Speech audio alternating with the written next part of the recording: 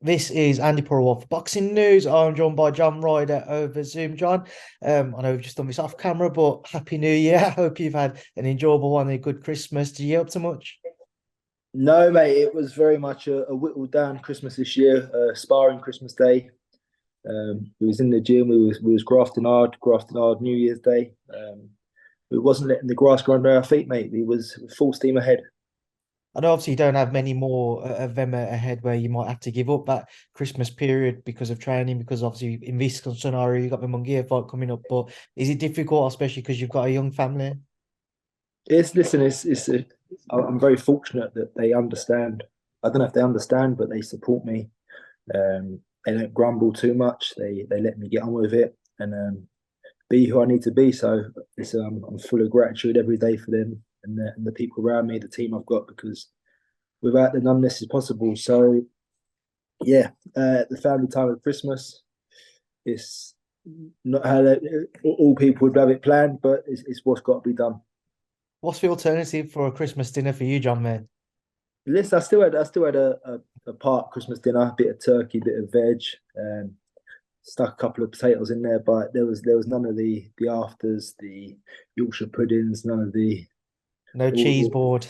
no cheese balls, no picky bits. It was just sticking to the basics. John, obviously, we haven't had a chance to speak or haven't caught up yet since the Munguia fight was announced. I remember speaking to you a few times since the Canelo fight, and you've spoken about your desire to still want to challenge the best, still wanting to be in those big fights. There's somewhat of a target on your back. Um, how relieved are you that you've got this big fight now to look forward to with Jaime Munguia? Yeah, I mean, like I said to you, Andy, I want to continue operating at this level. I didn't want to drop back down and have a 6 rounder or an 8 rounder. I wanted to continue operating against big name operators, and this is perfect for me. If I had a list of 5 names, then he would have been top or thereabouts. So, like I said, about continuing leveling up operating that, and he is that. He's an undefeated fighter. He needs to beat me to guarantee himself a shot at Canelo, and I need to beat him to keep going, to keep my career alive, and to keep my dreams alive. There are still some question marks surrounding Jaime Munguia because of his opponents, obviously with the exception most recently of Sergei Derevyanchenko. But even with Derevyanchenko, he's not what he used to be, and he was a very close and difficult fight that them two had together. Do you feel like there are things where you can exploit of Jaime Munguia's when you two share the ring come the end of the month? Yeah, I like to think so. I think listen, he was a great 154 fighter. He had a very short time at 160 and like whittling between the two, 160 and 168. So I think it's a good time for me to get him. I think I'm strong, established, and well at 168. I feel like some of my career best performances have come at this weight, and I plan on doing the same Jan 27th. For you, John, what do you have to do to overcome Jaime Munguia? Listen, he's going to be tough. He doesn't know how to lose yet, so I've got to go there and I've got to stick it to him. I've got to show him the levels as such. Show him what it's like to be in there with the likes of Canelo, and use all this knowledge I've gained, all this frustration I've gained through the years of close fights not going my way, and got to go in there and leave it all in the ring at the end of Jan and just show him. John, I've got to ask you, I'm sure you're probably fed up of this type of question. Obviously, you went to Liverpool against Callum Smith, didn't get your hand raised in the fight, which, a lot of people thought you did enough to have done so. Before you fought Canelo, a lot of people were saying you're going to Mexico. If you're going to do it, it's going to have to be taken out of the judges' scorecards. Going over to America, fighting Jaime Munguia, is it a concern for you if a fight did go over distance? No, I think we saw a pretty fair scorecard against Devchenko. I think it was pretty much down to the last round, and I think Munguia pulled it out of the bag in that last round with dropping him and swinging it in his favour. So I think the scorecards were fair. I think it's all very well saying that we're going to Mexico or going to the US, but it's all on the same platform. It's all on the zone. It's going out to every country. I think it's not like some unknown channel in Russia that no one's going to see. I think we're going to get a fair crack at the whip, and uh, that's all I hope, that we get a fair crack at the whip, and that the fight is judged fairly. There were some previous reports, as you mentioned, of a potential Canelo and Munguia fight. Do you feel like there's any chance that he might be taking his eye off the ball here, eye off the fight with yourself? Partially. Listen, obviously that's the biggest fight out there for him, but for me, he's the biggest fight for me, and I'm not taking him lightly. I'm taking him seriously. We all know how Canelo works. He fights twice a year, uh, May and September. So listen, it's obviously Munguia needs to beat me to keep his dreams alive of fighting in May. I'm here to upset the apple cart and put a spanner in the works. I don't know if it was brought to your attention, John, but after the Benavidez and Andrade fight, just talking about kind of his target on your back, David actually mentioned you as a potential future foe of his. Obviously, he's been linked with the likes of the Canelo fight himself, the David Morrell fight. Again, no, you don't take your eyes off of this fight with Jaime Munguia, but is it a surprise to you all that the likes of a David Benavidez is there like, no, I want my John Ryder fight as well? No, I mean it's yes, like I say, I've got a target on my back. These people want to come and beat me better than Canelo did, and they want to justify their reasons for getting the fight, and rightly so. What if Canelo broke my nose and he dropped me in the fifth, but didn't get me out of there? Then Benavidez is looking at it and thinking, well, I would have.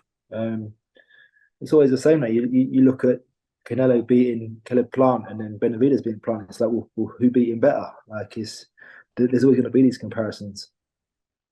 What have you made of David Benavidez' his time at 168 so far, and obviously his most recent victory with Demetrius Andrade? I mean, yeah, great victory over Andrade. Really don't know how he makes this 168 limit.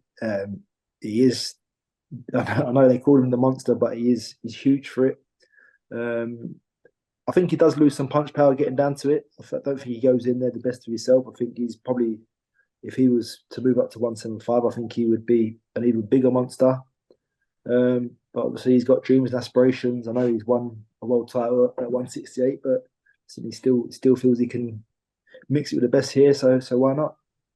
John, I have to ask you as well. I know previously there was some talks of a potential Dimitri Bivol fight for yourself. We recently saw him out in Saudi. Again, I know I'm jumping ahead of a gun a little bit, but let's just say the coming fight goes to plan.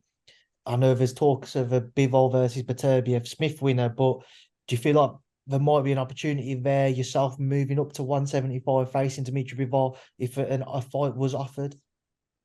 At the moment, no. I think I'm happy and comfortable at 168. That was more spoke about for lack of opportunity coming off the back of COVID and whatnot. The last minute fight in Austria, I had at 175, and it was talked about that we could get the Bivol fight, and it ended up that it would take place in Russia, and it was like it just didn't work out for us. So back down to 168, and I feel good here. Just whilst I've got you, John, just a few fights I want to get your thoughts on. Obviously, we mentioned there Beterbiev-Smith. What's your take on that fight? I think Smith's got it. I think the timing is right for Smith to win this fight. I think the injury to Beterbiev last year has probably hampered him in a way. And I think the time is good now for Cohen to come and become a two-weight world champion. I know you're stuck.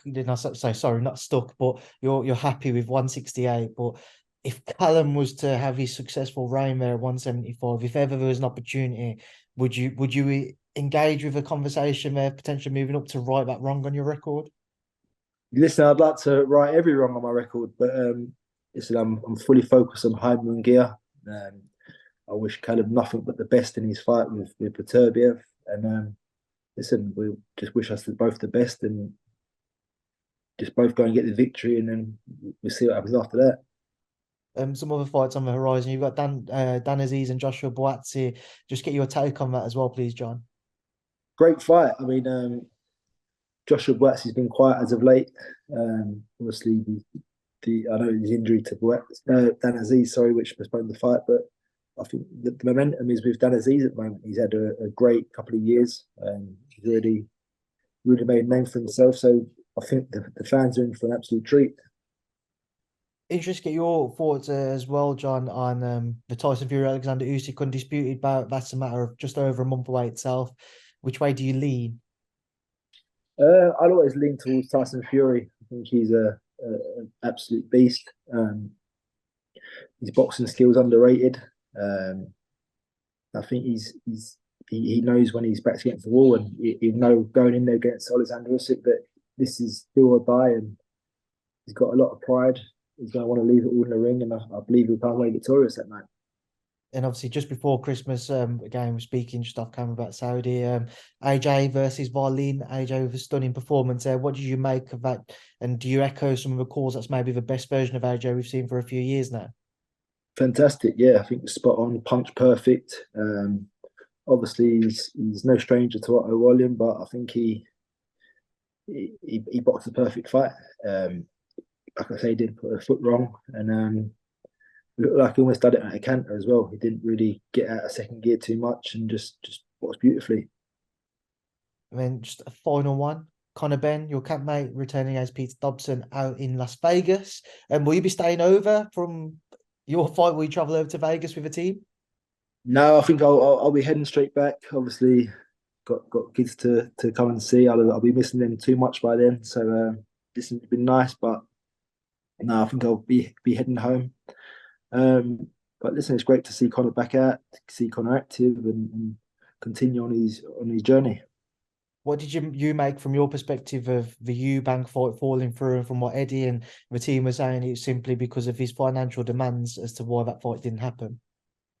Listen, I don't really involve myself too much with their negotiations. It's a shame. What other big fights is there for Eubank? I don't know.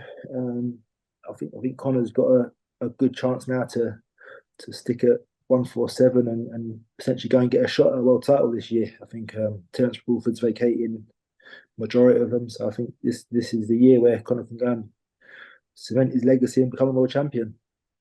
Obviously, with it having been such a frustrating and difficult period of Conor's career, with this fight now with Peter Dobson, it's not necessarily the name many people were looking forward to. It's had its critics with that in mind. How important is it that Conor produces a big performance heading into what could be a big year for him moving forwards? Yeah, but it's always important. You're only as good as your last performance, and listen, his last performance was good. I think he dealt with a tough man. Didn't get him out of there, but got some vital rounds under his belt, and that was needed at that time. He's had a long layoff at the ring, so I think we'll see a different Conor Benn, a sharp, focused, and determined Conor Benn who really just wants to kick on with his career. All right, John, I'm going to leave you down to enjoy the rest of your day. Thank you for speaking to me. Good luck with the remainder of camp, and I'll speak to you soon. Cheers, Andy. Thank you, mate.